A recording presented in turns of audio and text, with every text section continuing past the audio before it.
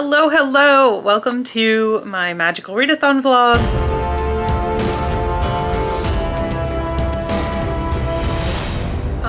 I don't know if I'm just gonna do like one long vlog or if I'm gonna do weekly vlogging, but I do want to vlog because I did not in the spring equinox. I kind of started and then fell off pretty quickly. So I do want to vlog for the fall semester. So, hi, hello. Cooper says hi. Do you? I can't tell if you're in frame. There you are. Hi, good boy. You guys love Cooper, so I will give you as much of him as possible. So I am going to be starting my semester with Shield of Sparrows. I have it in a book cover. It is ready to go. Keep my grubby little fingers off of it, but that is not really that important because I'm actually going to be starting this book on audio. I got it, it was kind of one of those, if you use Libby you might know what I'm talking about. It was one of those like lucky picks or whatever they're called, where they decided to put it like up for anyone, like skip the line kind of thing, I think it's called, maybe? I don't know, one of those things. But I got the audiobook without a wait. So I have this audiobook and I need to do some cleaning. Our house is getting kind of disgusting. I just have not been in a cleaning mood lately at all. And my husband has been doing a lot of work outside on the lawn, like in the yard. So our house is kind of a shambles right now. So I'm gonna throw on the Shield of Sparrows audiobook and get to cleaning. Yeah, hopefully I will love this book. I don't know. I really hope so. But I will listen to a little bit of it and then I will come back. I do have a little bit of a discussion about this book that I want to have before I get too far into it. I was going to make it its own vlog, but I think I might just kind of work it in here because I'm not going to read this for this vlog and then also do another video project with it. I've tried that in the past and then none of the videos end up getting completed. So yeah, let me read a little bit of this or listen to a little bit of this while I do some cleaning, and then I will come back and we will have a little chat about it.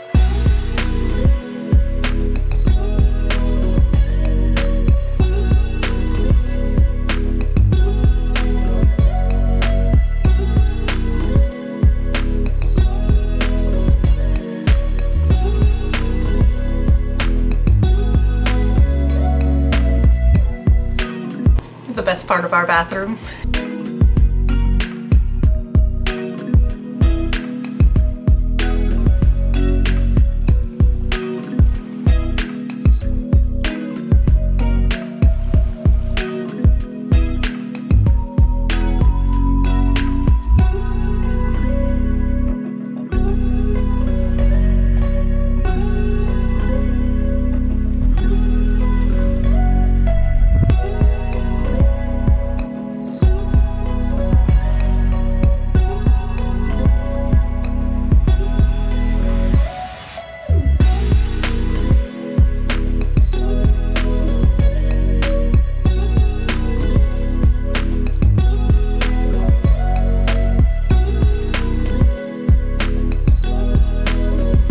So I am about 50 pages in.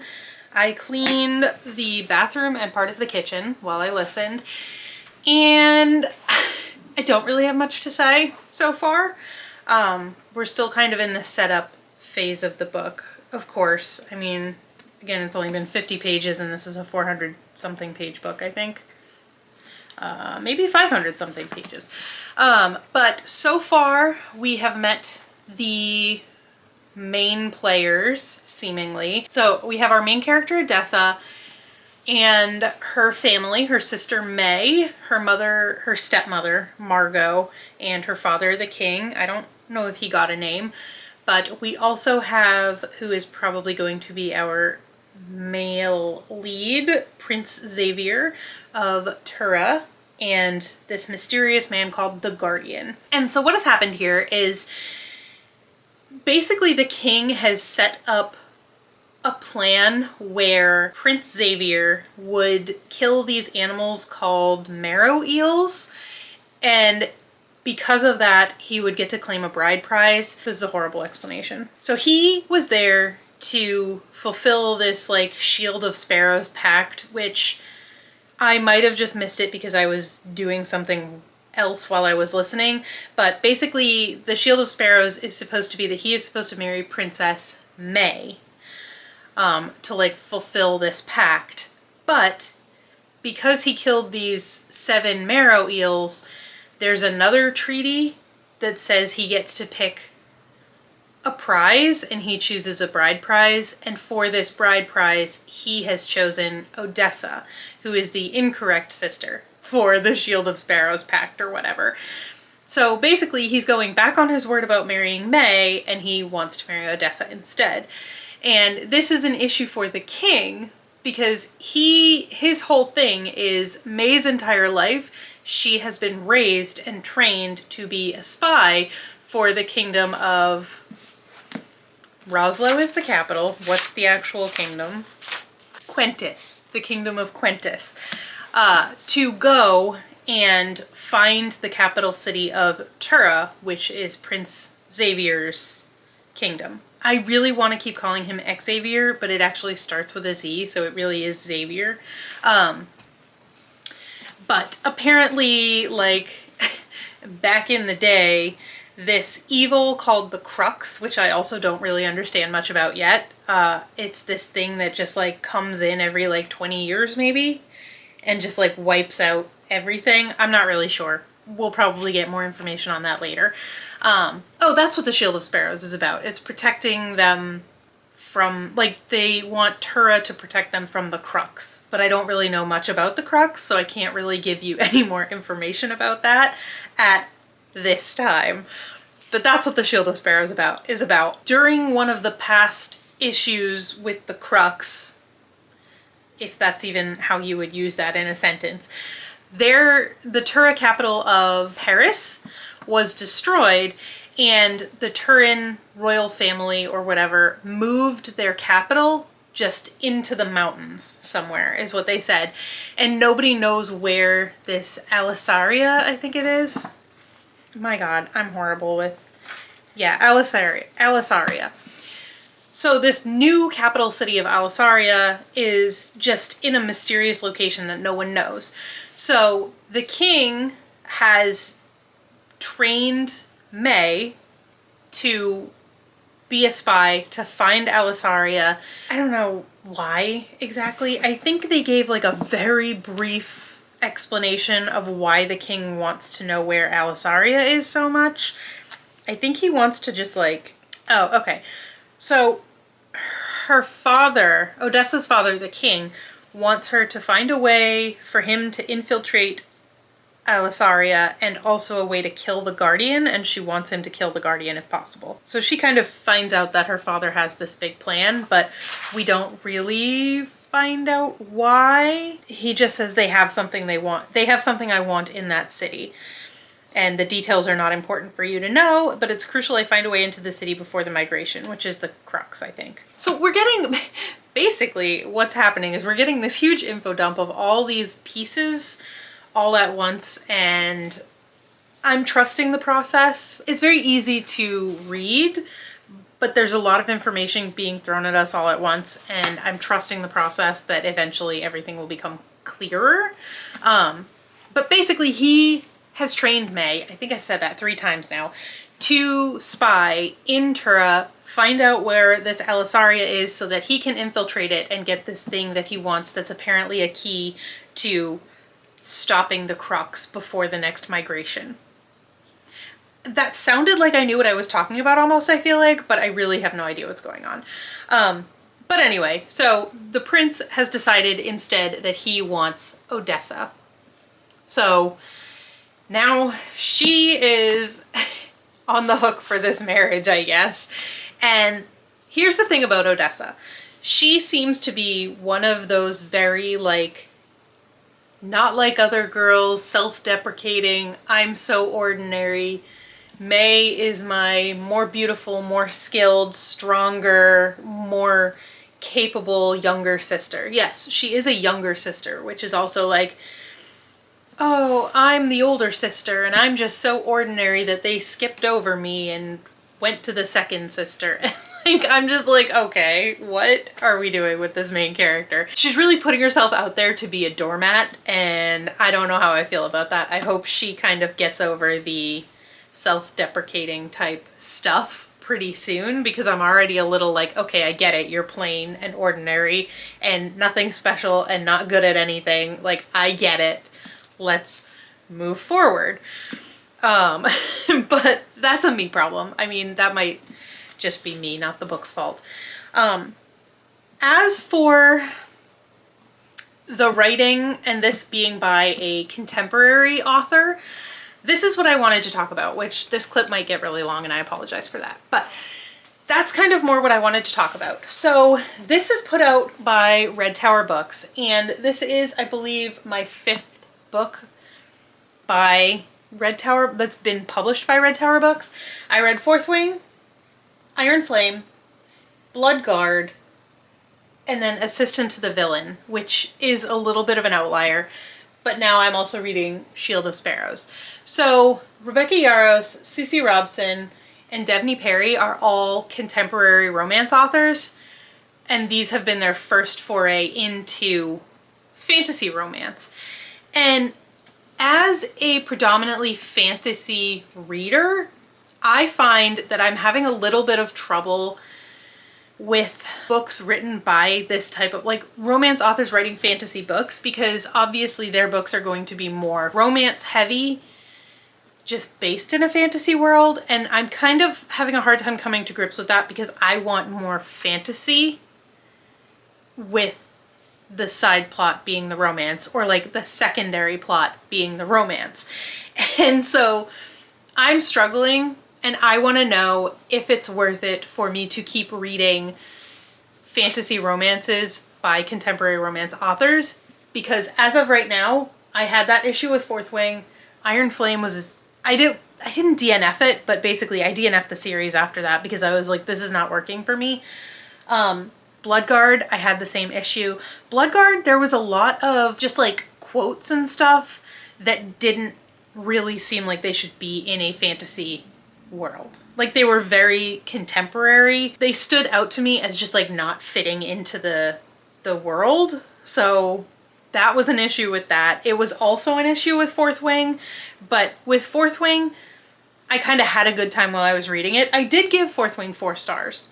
So it's not like I hated Fourth Wing. I had a good time while I was reading it. But all of these little things that I noticed also came about in Bloodguard. I'm pointing up here because that's where all these books are. Like, I know there's stuff in front of them because my shelves are messy right now, but and so I feel like I noticed it even more in Bloodguard, so I'm wondering if I'm going to notice it even more in Shield of Sparrows. Like I said, Assistant to the Villain was a little bit of a different deal because it wasn't necessarily like a romance, so that's a little different. That one is a little bit of an outlier, like I said. So I'm just wondering. I'm wondering if I'm going to have the same issues with this book, or if it's just the authors and their skill at writing fantasy worlds. So far, this one seems alright. There was one mention of like an age gap in the first chapter, which kind of, like, I felt like it was a little off-putting. Like, it took me out of the story for a second. Like, why are we talking about an age gap right now? That strikes me as a little bit of a contemporary romance thing, to be concerned about an age gap. That's the only thing so far that's really stood out to me. Like, why are we talking about this? Like, what is this? Other than that, so far, I'm feeling pretty good about it. Like I said, right now things are a little bit convoluted for me, but again, that might be a me problem just because I'm listening to it while I'm cleaning. Yeah, but so far so good. I'm on chapter 7. So I am going to get back to cleaning, get back to listening, and we'll see how it goes.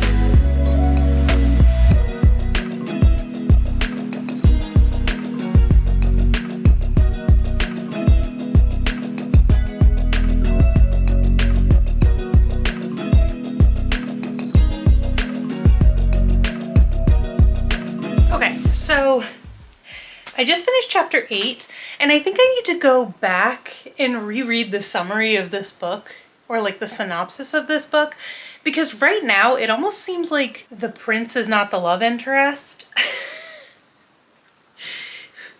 So I'm a little confused, and I don't want to give spoilers or anything, so I'm not really going to say much. I mean, given the details that I've already given you, you might be able to figure out who I think the love interest is now, but I'm just really confused because I thought, like, she just got married to the prince.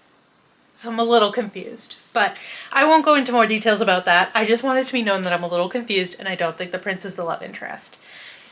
But yeah, I'm gonna put away laundry now. Cooper has assumed the position. He always has to be involved. You know, he wants to be as close as possible just in case there's a rogue sock that he can steal, because he is a golden doodle after all. So, all right, I'm gonna continue listening.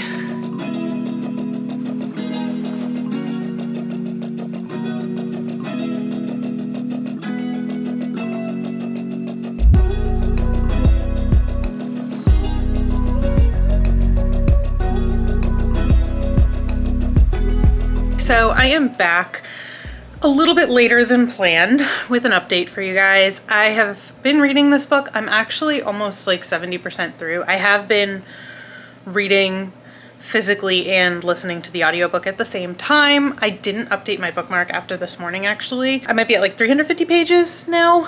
And I just haven't had a chance to pick up the camera. So I did mean to update you earlier than this, so I apologize. But so far, Shield of Sparrows, how do I feel about this book? Okay, I am liking it, but I can't really tell you why, because I feel like nothing is happening. Maybe it's just that I like Daphne Perry's writing. She has a very like compelling writing style. It's very readable, but I feel like nothing's happening, like I said. So like, basically, we are, without spoilers, I mean, there's not much to spoil, I guess, but we're basically just following Odessa, who is on her way to, she's traveling, basically. Where is she traveling to? We're not really sure, because the city that she's supposed to be traveling to, it seems like she's never going to get there. So we're just kind of living with her in her day-to-day life as she kind of just like moves between these places, and nothing is happening. Like, she's staying in this place, she's interacting with the locals, you know, they're dealing with threats, and nothing else is really happening. So I'm not really sure where this is going.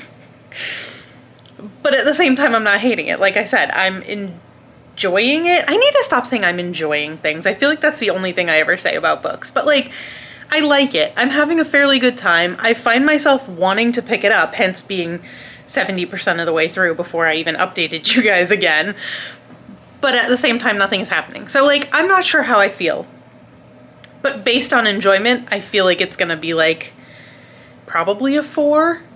Just because, again, I keep wanting to read it. Like, I'm finding myself wanting to pick it up. Nothing is happening. Like, is this the problem that other people had? Because I know this got kind of mixed reviews, and I'm not sure if that's what other people were saying as well. But yeah, I don't know. Nothing is happening, but I like it. I don't know. Maybe I need to like try some of Daphne Perry's other books. Okay, so that's something that I can kind of talk about, I guess. In terms of what I was saying in, I think, my last update about contemporary writers writing fantasy romance and me not really liking it because the world building is never as strong as I want it to be. The fantasy elements are not as strong as I want them to be. I don't have any of those complaints about this book. This book seems to be very well written. I feel like the world building is there, but I almost feel like maybe she put too much work into making sure it was a fantasy book that nothing is happening. Like, she forgot the plot. Not forgot the plot, but forgot to progress the plot is maybe what I'm trying to say.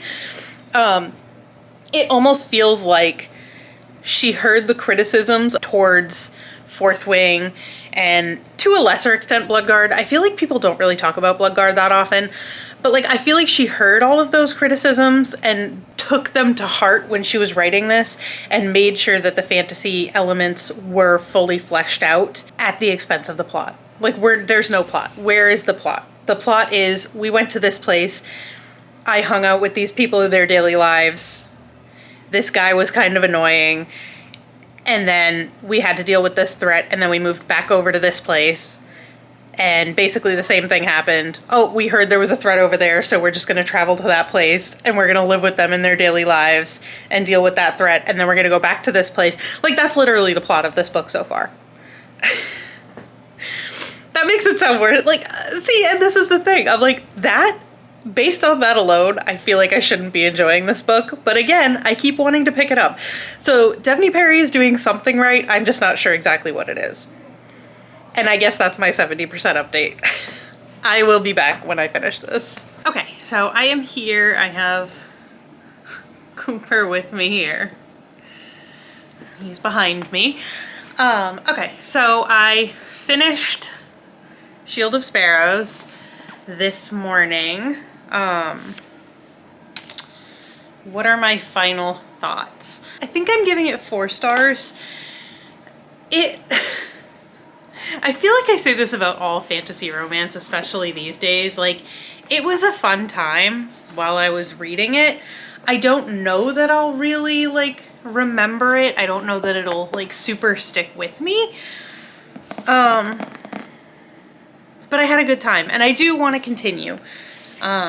At the very least, I know there's one more book announced. At the very least, it's on Goodreads and, like, available for pre-order on Amazon and stuff. It says it doesn't come out until April. Whoops. Will I remember this book at all by April is the question. And the answer is I don't know. But that being said, again, I did really enjoy it. I don't intend to get rid of this book. I mean, as I said, I don't think I would get rid of it anyway, even if I didn't like it, just because it's so gorgeous. But luckily I did like it enough to keep it. Sorry, I'm not in a particularly... There he is. It's easier to see him this way. Come here. Hi, good boy. People love you. Pretty much every comment on my September TBR video was how cute you are. I know I prompted it, but everybody thinks you're so cute. He said, yeah, well, you guys can have the butt. Good boy. He's upset because my husband went downstairs to work out, which means that he left forever, which is what I was saying. I'm in kind of like a weird, uncomfortable, awkward position because in the office where the bookshelves are, he's playing music downstairs and the gym in the basement is right under the office. So like you might even be able to hear it in here, but it's a lot quieter in here than it is in the office. But it's a rainy, disgusting day, so there's like not good lighting, so I'm trying to be comfortable while also having some sort of lighting. You don't care, that's not what you're here for. My thoughts on Shield of Sparrows. I've been doing a lot of talking for not giving you any information about my thoughts on this book. So last time I talked to you about this book, which was yesterday, I kind of was saying like I don't feel like a ton was happening in here for the fact that it's over 500 pages. We were just kind of like moving from one place, dealing with a threat, moving to another place, dealing with a threat, moving to another place, dealing with a threat, moving back to the other place, dealing with the threat. And it was a little bit just like repetitive, which I don't love. But that being said, and I feel like I'm just repeating myself here, but I think Devney Perry, for being a contemporary romance author, did a really good job with world building. It's not perfect by any means. There are some convenient things that happen, especially towards the end of this book, but there were also some things that I didn't really see coming. Some things I did, but there were some surprises at the end of this book, as well as she was not afraid to like, she didn't pull punches. There were characters that died in this book. There were characters that got gravely injured in this book. And it caught me off guard because for the most part, there wasn't really much in this book in the way of like high stakes. But then at the very end, we got some real stakes. And I like to the point where I don't really know where we're gonna go from here. Well, I do know where we're gonna go from here. But I feel like without one of these characters, it will be difficult to get there. So I'm interested to see how that works out. Hopefully that was vague enough that it's not spoilers. I think it was, because I barely know what I'm talking about and I read the book. So hopefully that was okay. But yeah, I liked it. 4 stars. The writing was good. A couple of convenient things, but for the most part, good. I liked it. I don't know if I was 100% sold on the romance in here. I don't know that I would necessarily call it enemies to lovers. Although I don't know if it was necessarily referred to as enemies to lovers. I don't know. I'm not 100% sold on the romance. Like, I liked it well enough. I don't know what I can say because it might be a spoiler. It was one of those where it was like, oh, we feel this certain way towards each other until we just don't, and all of a sudden we're in love kind of deals. That being said, I did enjoy the banter and stuff, so I guess it didn't bother me that much. Like, it's not my favorite type of romance, but it worked well enough for me. I am looking forward to the next book. I don't know if it's going to be a duology, a trilogy, a series. I have no idea, but I like Daphne Perry's writing. I'm looking forward to checking out some of her contemporary romances, see like what her contemporary is like compared to her fantasy. Again, I feel like a broken record, but she definitely did a lot better. Oh no, my memory card's almost full. She definitely did a lot better with like world building and like fulfilling the fantasy expectations that I have than other fantasy romance written by contemporary romance authors. So this is in the win category. I really enjoyed this. Yes, those are my thoughts. Next, I have decided I've been reading so much fantasy lately and also so much fantasy romance. So my current reads, besides Shield of Sparrows, I also am paused right now, but I've been reading the Kindred's Curse saga. I read Spark of the Everflame, Glow of the Everflame, and I started Heat of the Everflame. Then I'm also reading The Songbird and the Heart of Stone by Carissa Broadbent, and I just started Ruin and Rising today, which is for Magical Readathon. It's something that I have on my Kindle, so that's going to be my Kindle book for the Magical Readathon. But after that, I feel like I'm a little bit burnt out, not burnt out on fantasy romance, but I just need to switch it up a little bit. Like, I need something a little different. So my next read that I started was this one, A Killing Cold by Kate Alice Marshall. This is a thriller and also for Magical Readathon. And so I figured it would be a good palette cleanser because it is a thriller instead of fantasy, and it is very short. It's less than 300 pages. I think just barely less than 300 pages. Please hold. It's 289 pages. So it should be a quick, fun time. I was hoping to read this in the winter. I got it in January from Book of the Month. And I was hoping to read it in like January or February in like the cold months because it does take place at a winter vacation home. I think more specifically over like the Christmas holidays. So the timing isn't really right for this, but I needed a thriller for Magical Readathon, I needed a thriller for TBR Bakery, and I needed a 2025 release for Magical Readathon. So that is why this is on there. Sorry, I got distracted by Cooper moving. You're such a good boy. Oh, I'm sorry. I scared you. Sorry, buddy.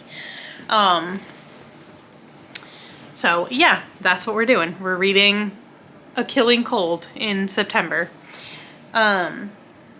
Yeah, so this book is about a woman named Theo and her fiance Connor.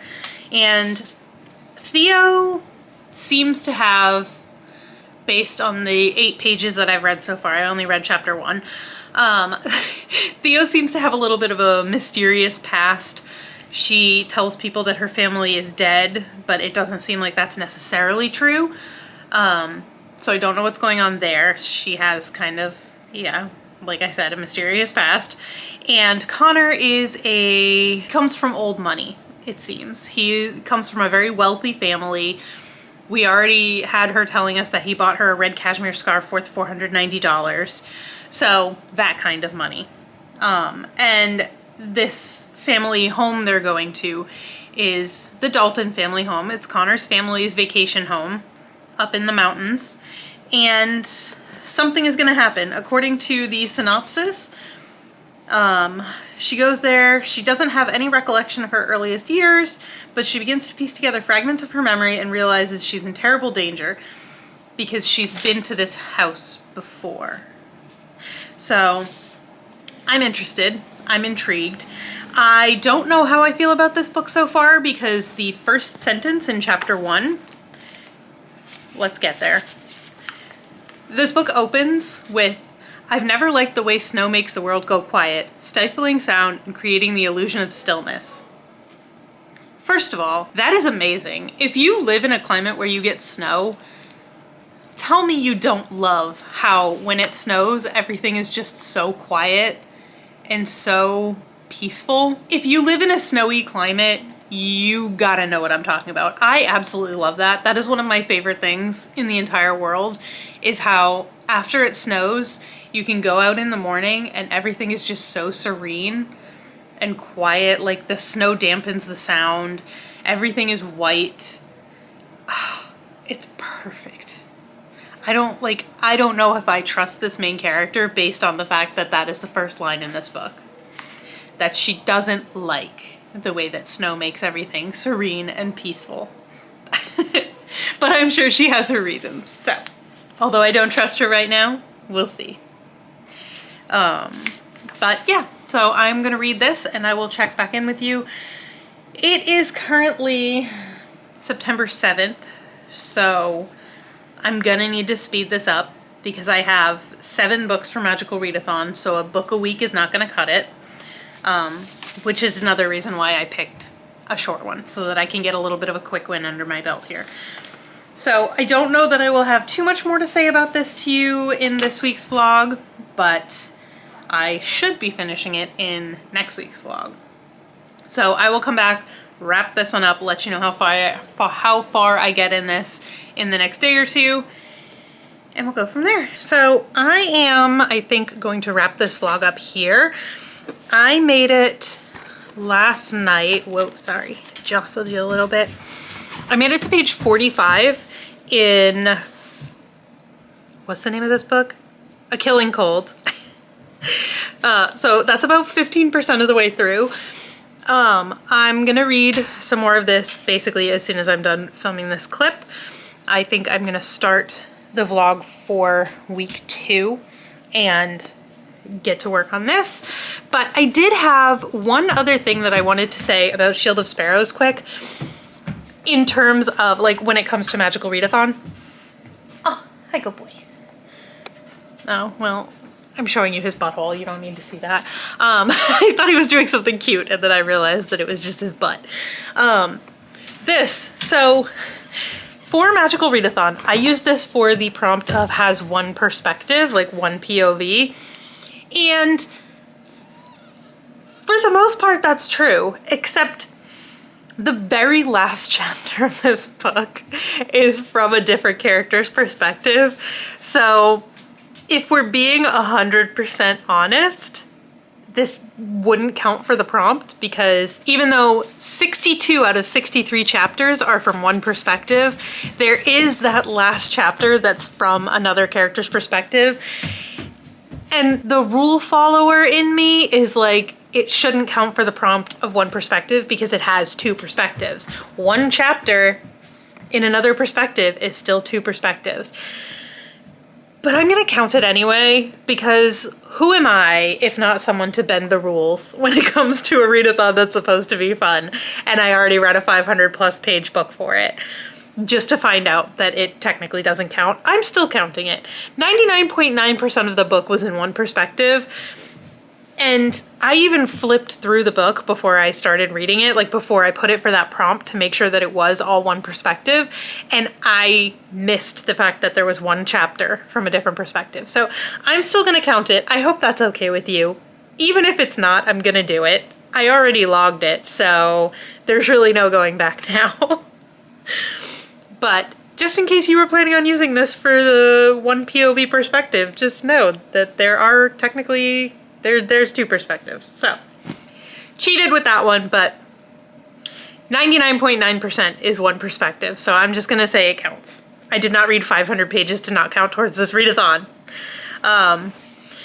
So that's all I wanted to say about that. And then back to A Killing Cold quick. Not much has happened. 45 pages in. It's a less than 300 page book. So 45 pages is a decent chunk. But so far, all that's happened is our main character has made a main thriller girl stupid decision. There's got to be a better way to say that. You know how in thrillers, the main character always does something dumb? She's already done one dumb thing, so we'll see how the rest of this goes. But so far, she's just met her rich fiance's family. They are kind of splitsies on how they feel about her. And she spent her first night at the kind of winter house, winter estate, whatever you want to call it. And she woke up in the middle of the night and found footsteps leading to her window and then away from her window.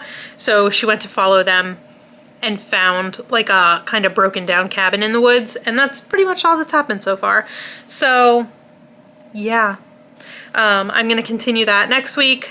I read about 7% into Ruin and Rising now. I did read that a little bit more this morning while I was eating breakfast, but that's going to do it for week 1. So I finished 1 book, made some progress in 2 more. So I'm going to call that a win.